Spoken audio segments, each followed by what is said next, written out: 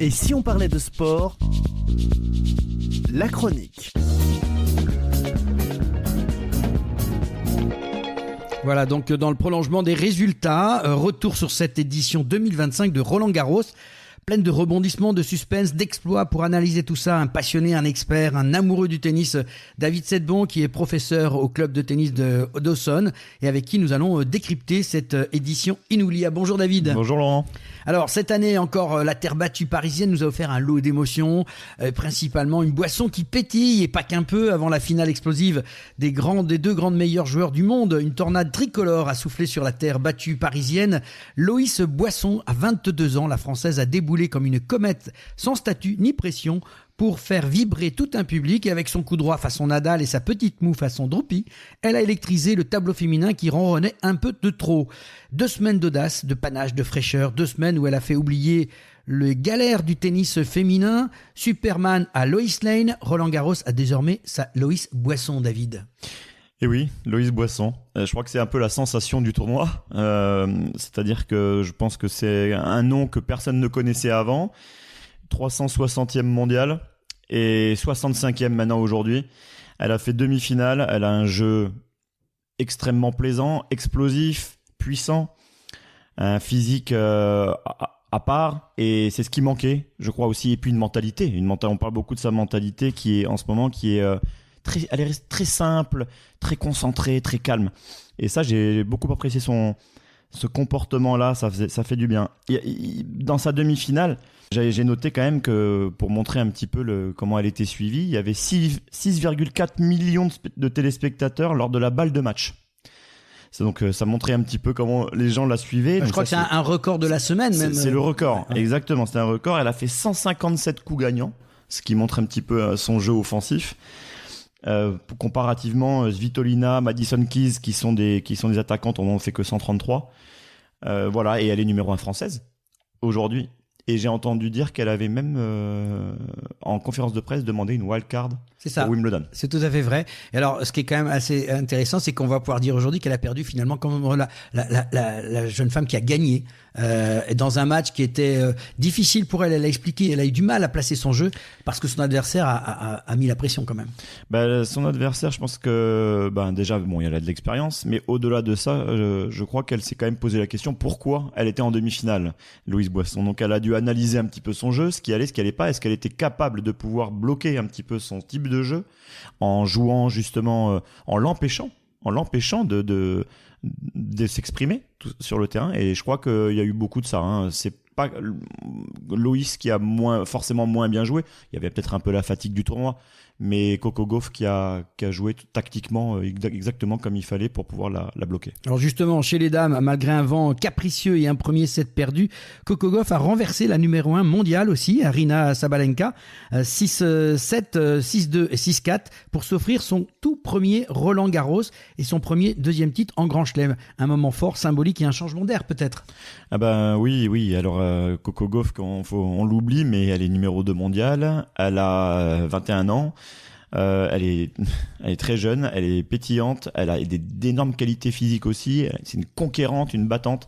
Elle a un prof de tennis, son coach, qui est un Français, qui s'appelle Jean-Christophe Forel, qui est un ancien joueur aussi. Et là, écoutez, Sabalenka l'a eu un petit peu mauvaise cette finale, mais parce qu'elle a fait beaucoup de fautes. Elle a un petit peu annoncé qu'elle n'avait pas fait un grand match. Mais je crois qu'on oublie souvent qu'en fait, quand on fait pas forcément un bon match, c'est que l'autre en face aussi nous en a empêché. Donc Gauff, oui, il va falloir compter sur elle les prochaines années. Ça, c'est certain. Oui, je pense que Sabalenka, les conditions étaient les mêmes pour tout le monde. Après, elle a perdu. Je pense on parlait de ça l'autre jour, David, c'est le mental. Quand on a regardé cette finale, on s'est aperçu que ça s'est joué dans la tête souvent, parce qu'on rate des choses et tout, mais en même temps.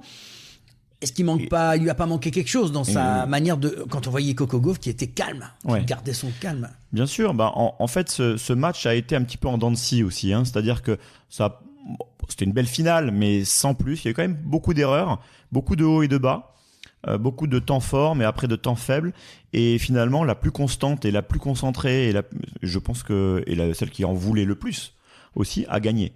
Sabalenka s'est énervée, elle voyait qu'elle faisait un peu plus de fautes directes, mais elle n'a pas forcément non plus cherché à trouver des solutions, ou alors elle n'a pas pu, ou Coco Gauff l'en a empêché, mais c'est la meilleure qui a gagné, point.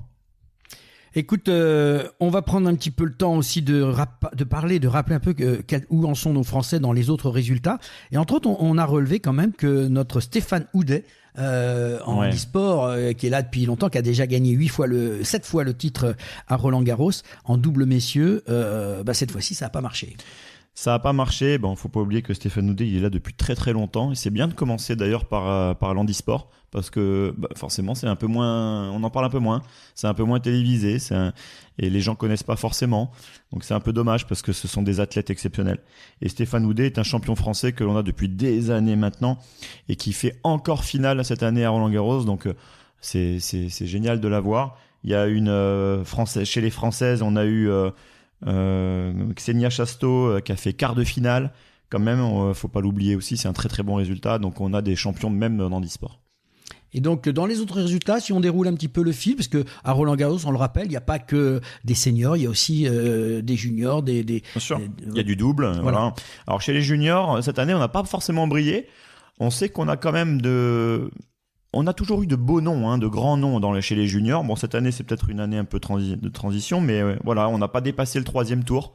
Il y a eu 2 garçons, Faux et Kaouk chez les garçons, Mpetshi Perricard, la sœur de Giovanni Mpetshi Perricard qui a 16 ans. Qui pointe son nez alors. Et qui pointe son nez quand même, qui est là, qui a fait 3e tour, et Efremova aussi qui a fait 3e tour. Voilà, bon, pas des résultats si satisfaisants que ça, mais bon, faut leur laisser le temps aussi, ils sont jeunes. Dans le double, on a Édouard Roger Vasselin qui était un ancien joueur aussi de simple, mais qui a toujours fait une carrière plus spécifique double, un peu comme à la Nicolas Mahut dont on avait parlé, et qui a fait demi-finale en double messieurs et double mixte. D'accord. Voilà, dans les 2 catégories. Il était associé avec des Français aussi, non, par contre, il n'était pas associé avec des Français. Il a des partenaires un peu attitrés, enfin pas attitrés, mais avec qui il fait souvent le tour, le circuit, et avec qui ça marche bien. Mais c'est pas des Français. Et chez les hommes, on va dire une finale monumentale, la plus longue de l'histoire du tournoi, avec je crois 5 heures et 29 minutes de jeu. Carlos Alcaraz et Jannik Sinner qui ont livré un combat d'anthologie. Et c'est finalement l'Espagnol qui s'impose pour glaner son 5e titre en Grand Chelem. Un duel qui entre déjà dans la légende du tennis mondial. Alors on en vient à cette finale. Oui, tout le monde ne fait qu'en parler depuis hier soir, parce que c'était effectivement une finale exceptionnelle, on va le dire de cette manière-là, tout simplement de par ça concernait le numéro 1 et 2 mondial. Je pense qu'ils l'ont montré. Je pense qu'on a vu que c'était les 2 meilleurs joueurs du monde face à face. Après, pour faire une grande finale, il faut que les 2 soient au top niveau à ce moment-là. C'est ce qui a été le cas. Une intensité folle pendant 5h30, c'est ça qui est extraordinaire, parce qu'on peut avoir on peut mettre de l'intensité sur 1 set, 2 sets, avoir des coups faits, des moments un peu plus dans le dur, ou du haut, des bas. J'ai pas vu beaucoup de bas et de hauts chez les uns et chez les autres, ou alors ils duraient vraiment pas longtemps. Ça a duré 5h30, des rebondissements à tout va. Sinner qui a 3 balles de match dans le 4e set. Il faut rappeler quand même que Sinner menait 2-0. 2-7-0. Dans une finale d'un Grand Chelem, et il était jusqu'à la balle de match pour le 3e set. Personne le voyait gagnant. À partir du moment où il était à 2-7-0, on s'est dit, tiens, un nouveau vainqueur à Roland-Garros. Mais il faut compter sur Alcaraz, évidemment, parce que mentalement, on en parlait encore tout à l'heure, il est extraordinaire, et il s'est jamais perdu. C'est ça qui est un bon message à donner aussi aux jeunes. C'est que même si on est loin derrière, il faut savoir tomber mais se relever. Donc ça, c'était un super message. Sinner a 3 balles de match dans le 4e set. Sur le service Alcaraz, il les sauve magistralement. Après voilà, il y a eu l'issue que ça a donné, c'est-à-dire 5h30, un super tie-break pour terminer au 5e set, et avec une victoire d'Alcaraz sur un dernier point, un dernier point gagnant, parce que il en a fait quelques-uns quand même. Alcaraz, il a fait 70 points gagnants dans ce match, Sinner 53. C'était du grand tennis. Au-delà de la partie sportive, moi ce qui m'a séduit, c'est le comportement de ces 2 jeunes. Je rappelle, ils ont 21 et 23 ans, 22, 23 ans. Qui ont su redonner des balles, qui ont su jouer avec un fair play fantastique, et qui, au micro, à la fin, sont capables d'avoir, à leur âge, ce respect. Et c'est ce qu'on aimerait voir dans beaucoup de sports, finalement. Je pense que c'est la grande classe, tous les 2. Alcaraz, c'est le genre, peu importe le score, on l'a vu même arriver à donner des points à Sinner, c'est-à-dire de reprendre la marque d'un juge de ligne en disant non, elle est bonne. C'est des images qu'on voit peu finalement, donc oui, c'est important de le noter. Sinner, là, qui a son calme olympien, qui est pareil, irréprochable sur le terrain, qui ne s'énerve quasiment jamais, et puis après ils se disent des mots l'un pour l'autre, on sent un respect. Alcaraz a eu d'ailleurs un magnifique discours à son égard, c'était en disant qu'ils étaient en train d'écrire un petit peu l'histoire tous les deux et qu'ils le respectaient beaucoup. Il a eu un long passage pour lui.